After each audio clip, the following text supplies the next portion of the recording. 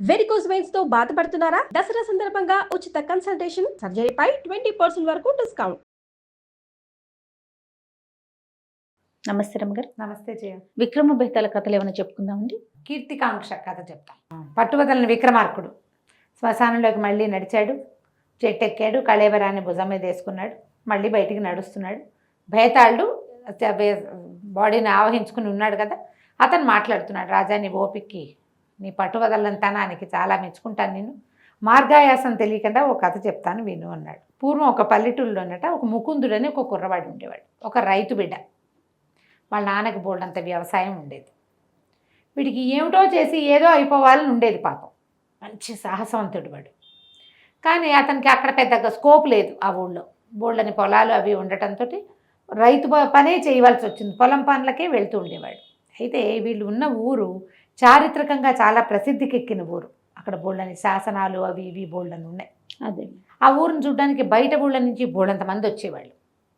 అనేక రాజ్యాల నుంచి ఆ పాడుపడిన కోటలు, తర్వాత ఆ శాసనాలు, ఆ విగ్రహాలు, ఆ తవ్వకాలలో పాల్గొనడానికి చాలామంది వస్తే వాళ్ళందరితోటి మాట్లాడేవాడు. గొప్ప గొప్ప వాళ్ళు కూడా వచ్చేవాళ్ళు. అయితే ఆ వచ్చిన వాళ్ళందరితోటి మాట్లాడుతుంటే వీడికి ఏమనిపించేది, ఏమిటి వీళ్ళు ఏమంతా తెలివిగల వాళ్ళు కాదు, వీళ్ళకంటే నేనే తెలివైన వాడిని, వీళ్ళు అదేదో దేశంలో మహా పేరు కనిగిన వాళ్ళని ఇక్కడ వాళ్ళు చెప్తూ ఉంటారు, మనకెందుకు రాలే పేరు అని అనిపించేది. సరే, ఒక 2-3 సార్లు వాళ్ళతో వెళితో మాట్లాడితే వాళ్ళలో ఒకళ్ళిద్దరు ఏమన్నారు, ఈ పల్లెటూళ్ళలో ఉంటే ఏం పేరు వస్తుందో, నగరాలకు వెళ్తే పేరు వస్తుంది. ఎక్కడైనా పెద్ద ఊళ్ళలో ఉంటే కదా గుర్తింపు. చిన్న ఊళ్ళో నువ్వు ఏం చేసినా ఇదే చేత, అంతకంటే ఏముంది, నీకేం గుర్తింపు లభిస్తుంది అన్నారు.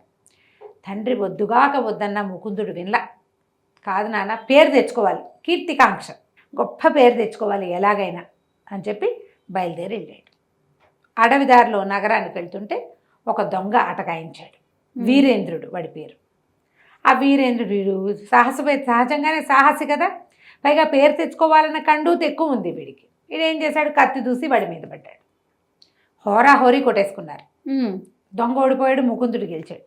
దొంగ కింద పడిపోయి ఏమన్నాడంటే, 10 ఏళ్ళుగా దొంగతనం చేస్తున్నాను ఈ అడవిలో, నేను ఎవ్వడు నన్ను ఎదుర్కొన్న సాహసే కనపడలా, నువ్వు భలే గొప్పవాడు పోయి అంటే, నువ్వు కూడా గొప్పవాడివే, 10 ఏళ్ళ నుంచి ఈ పని చేస్తున్నాను, నేను ఎవ్వడు పట్టుకోలేదంటే నువ్వు ఎంత గ్రేట్, చాలా గ్రేట్, బాగుంది, నేను ఈ దొంగతనం నేర్చుకుంటా, నీ పేరు మా ఊళ్ళో కూడా ఉంది, వీరేంద్రుడు అనే గజ దొంగ అని చెప్పి నాకు దొంగతనం నేర్పిస్తావా అని అడిగాడు. పేరు తెచ్చుకోవడానికి ఏదైనా సరే, వీరేంద్రుడు నీకు దొంగతనం నేర్పిస్తాను, నాతో ఉండమన్నాడు. వీడేదో తీసుకెళ్ళిన సామాన్లు అవి పెట్టుకుని వీరేంద్రుడితోటి ఆ అడవుల్లో చెట్ల కింద ఉండడానికి వెళ్ళిపోయాడు. తర్వాత వీళ్ళు సమీప గ్రామాల్లో దొంగతనానికి పోయేవాళ్ళు.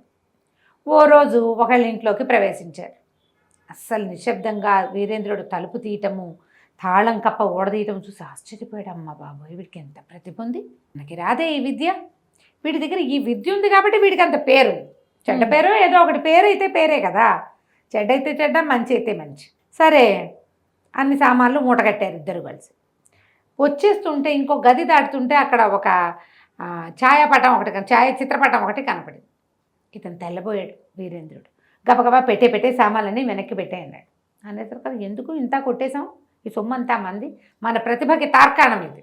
ఇంతమంది ఉన్న ఊళ్ళో ఒక ఇంట్లోకి ఇంత నిశ్శబ్దంగా లోపలికి వెళ్ళి పిల్లుల కంటే నిశ్శబ్దంగా ప్రవర్తించి ఇంత చేసి ఇది మన ప్రతిభకి గీటురాయి సొమ్మే కదా అంటే, కాదు, ఆ పటంలో ఉన్న ఆవిడని చూడు, ఒకప్పుడు నేను అడవిలో దెబ్బలు తగిలి పడిపోతే పాపం ఈవిడే మంచినీళ్ళు పోసి మందేసి నన్ను రక్షించింది, నేను ఒట్టు పెట్టుకున్నా, నాకు సహాయం చేసిన వాళ్ళ సొమ్ము పూచిక పుల్ల కూడా నేను ముట్టుకోలేను నేను, అందుకని మొత్తం సామాన్లన్నీ వెనక్కి పెట్టేయాలన్నాడు. ఈ ముకుందుడికి నచ్చల. ఓహో, వీళ్ళకి కూడా కీర్తి లేదనమాట, ఇంత దొంగతనం చేసి వదిలిపెట్టేసినాడంటే వీడు కాదు. వీరేంద్రుడిని వదిలిపెట్టేసి నగరం వైపుకి ప్రయాణం చేశాడు. అయితే ఏమైంది, ఒక న్యాయాధికారి ఇంట్లో బస కుదిరింది. ఆయన ఏమన్నాడంటే, నీకేదైనా నీ పని కుదిరేదాకా మా ఇంట్లో ఉండమన్నాడు. ఈ న్యాయాధికారి గారి ఇంటికి దగ్గర చక్రధరుడు, ఆయన సైన్యాధిపతి, ఆయన ఇల్లు. చక్రధరుడు మహావీరుడు అని చెప్పుకునేవారు ఊరంతా. ఓ చక్రధరుడు గారి సందులోనే నువ్వు ఉండేది అనేవాళ్ళు. ఆ సందుకే చక్రధరుడి పేరు. వాడేమిటో వాడి సంగతి చూడాలి. సరే, ఏం చేశాడు, ఒకనాడు చక్రధరుడు రోజు సాయంకాలం వ్యాయాలకు వెళ్తాడు, ఎక్కడికో మన తోటలోకి వాకింగ్కి వెళ్తాడు. వీడు పోయి చీకటి మాటను కత్తిపుచ్చుకుని ఆయన మీద పడ్డాడు. ఇద్దరు కలిసి యుద్ధం చేశారు. కత్తిపుచ్చుకెళ్ళేసరికి ఎవరు పోయి నువ్వు ఎందుకు పడుతున్నావు అంటే నిన్ను గెలిచి నేను పేరు తెచ్చుకోవాలనుకుంటున్నాను, నిన్ను గెలవడం కోసం వచ్చాను అన్నాడు.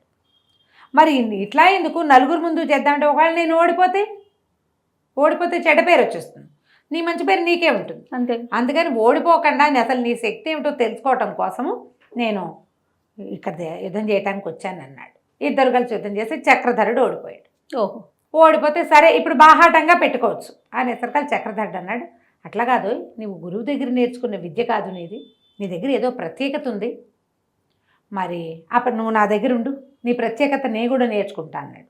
దానివల్ల నాకేమొస్తుంది అన్నాడు ఈ అబ్బాయి. ఏమొస్తుందంటే ఏముంది, నీకు నెలకు 100 వరహాలు జీతం ఇస్తా, 1000 వరహాలు నా దగ్గర ఉండు. బాగానే ఉంది కదా. చక్రవర్తి దగ్గర సైన్యాధిపతి చక్రధరుడు దగ్గర ఉద్యోగము అంటే మరి మనకి పేరే, అంతే. దానితోడు జీతం కూడా వస్తుంది. న్యాయాధికారిలో నుంచి చక్రధరుడు ఇంట్లోకి మారాడు ముకుందుడు. ఇక్కడి నుంచి రోజు యుద్ధం చేయడం నేర్చుకున్నారు. ఇద్దరు కలిసి కత్తి యుద్ధ ప్రాక్టీస్ చేసేవాళ్ళు.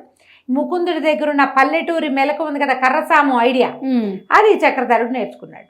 6 నెలలు గడిచేసరికి చక్రధరుడు ముకుందుడిని ఓడించడం మొదలుపెట్టాడు.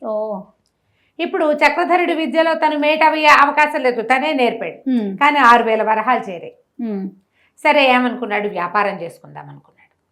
ఇంతలో ఆ ఊళ్ళో రత్నాల సెట్ అని ఒక సెట్ గారిని ఎట్లాగో పరిచయం అయింది. సెట్ గారు అన్నారు, ఇలా మెలకుగా ఉండేవాడికి ఏ వ్యాపారమైనా బాగుంటుంది, మన దగ్గర బ్రహ్మాండమైన రత్నాలు ఇవాళ వచ్చినాయి చాలా తక్కువకి, ఒక 5-6 వేల వరహాలు ఉంటే దీన్ని కొనేసుకుని బిజినెస్ చేసుకోవచ్చు అన్నాడు. రత్నాల సెట్కి ఎంత పేరో, ఆ నగరంలో ఏ సందులోకి వెళ్ళినా రత్నాల సెట్టి పేరు తెలియని వాళ్ళు లేరు, ఎంత పేరున్నవాడు. సో రత్నాల సెట్టి చేసేది కరెక్ట్ అనమాట. అది చేద్దానికి పూనుకున్నాడు. వ్యాపారం చేయటం మొదలుపెట్టాడు, బాగా సంపాదించాడు.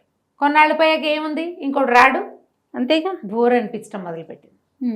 అయితే ఏమైంది, ఈ రత్నాల సెట్తో ఉండి వ్యాపారం అన్నీ బాగా సెటిల్ అయ్యేసరి కదా. ఒకరోజు వాళ్ళ నాన్న వచ్చాడు. ఏ నాన్న ఏదైనా పని మీద వచ్చావా అని అడిగాడు. అది కాదురా, ఎప్పటి నుంచో మనం వ్యవసాయం చేస్తున్నాం కదా, వ్యవసాయంలో ఒక కొత్త మెలకువ సాధించాను, నేను ఎప్పటి నుంచో ప్రయత్నం చేస్తున్నా, ఇన్నాళ్ళకి అది సక్సెస్ అయింది. తక్కువ నీటితోటి వ్యవసాయం, అది గ్రహించి ఊరంతా మొత్తం దేశమంతా దాన్ని చేయించడం కోసం నా సలహా తీసుకోవడం కోసం పిలిచారు రాజుగారు, సన్మానం చేయటానికి. నాకు రైతుగా ఉన్నవాడికి కూడా కీర్తి వచ్చింది చూడండి. సరే నాన్నకి సన్మానం అయ్యాక మన ముకుందుడు తటాబుట్టా సర్దుకుని సంపాదించిన డబ్బంతా చేతపుచ్చుకుని నాన్న వెనకాల ఊరెళ్ళిపోయేసరికల్లా ఇంట్లో వ్యవసాయం చేసుకోవటం మొదలుపెట్టాడు. ఇక్కడ దాకా చెప్పాడు భేతాళుడు కథ. ఎన్ని రకాల పనులు చేశాడు, దొంగతనము, కత్తి విద్య, వ్యాపారాలు, ఇన్ని రకాలు చేసిన వాడు చివరికి వ్యవసాయంలో ఎందుకు సెటిల్ అయ్యాడు అని రాజుని అడిగాడు. రాజు అన్నాడు, దాందే ఉంది, మనం ఏది చేస్తున్నామో అది త్రికరణ శుద్ధిగా చేసి దాంట్లో సక్సెస్ వస్తే కీర్తి దానంతట అదే వస్తుంది. కీర్తి కోసం కొత్త పనులు చేయక్కర్లా, నువ్వు చేసే పని సరిగ్గా చేస్తే చాలు. వాళ్ళ నాన్న సాధించాడు అది. ఇప్పుడు ఈ నేల విడిచి సామె ఎందుకు, సొంత ఊరు విడిచిపెట్టి ఆ ఊరు ఈ ఊరు ఏదో తిరిగి దాంట్లో మనని మించేవాడు ఇంకొకడు వచ్చి వాడిని ఓడించాల్సి వచ్చి ఈ గోలంతా ఎందుకు, మన వ్యవసాయమే మనం చేసుకుంటే సరిపోతుంది కదా. ఎలాగో తాతలు ఇచ్చిన పొలం పుట్ర ఉండనే ఉన్నాయి, సంపాదించుకున్నాడు, చాలు అనుకున్నాడు ముకుందుడు. కీర్తికండూతి చాలు, ఇప్పటిదాకా చాలా చేసాం, కీర్తికాంక్ష నెరవేరింది, ఇక తండ్రి చేస్తున్న పనిలో నిలబడి కీర్తిని సంపాదిద్దాం అనుకుని ఆ కీర్తి తనకు చాలని సాటిస్ఫై అయ్యి వెనక్కి తిరిగి వచ్చేసాడు. చూడు ఎంత పాయింట్ బాగుంది. నువ్వు కొత్తది ఏం చేసావు అని కాదు, చేస్తున్న పని ఎంత బాగా చేసావు అనేదే ఇంపార్టెంట్. చాలా నువ్వు అక్కడే కీర్తి వస్తుంది నీకు. కొత్తవి చేయటం వల్ల వచ్చేది ఏమి ఉండదు, అది నువ్వు పరుగులు పెట్టడమే ఉంటుంది అని చెప్పంగానే భేతాళ్ళు చాలా బాగా చెప్పావు, కానీ నువ్వు మౌనభంగం చేసావు కాబట్టి నేను వెళ్ళిపోతున్నా అని పరిగెత్తుకుంటూ వెళ్ళిపోయాడు. మళ్ళీ రాజుగారు వెనక్కి తిరిగి నడవడం మొదలుపెట్టాడు. కథ కంచికి మనం ఇంటికి. నమస్తే అండి. నమస్తే.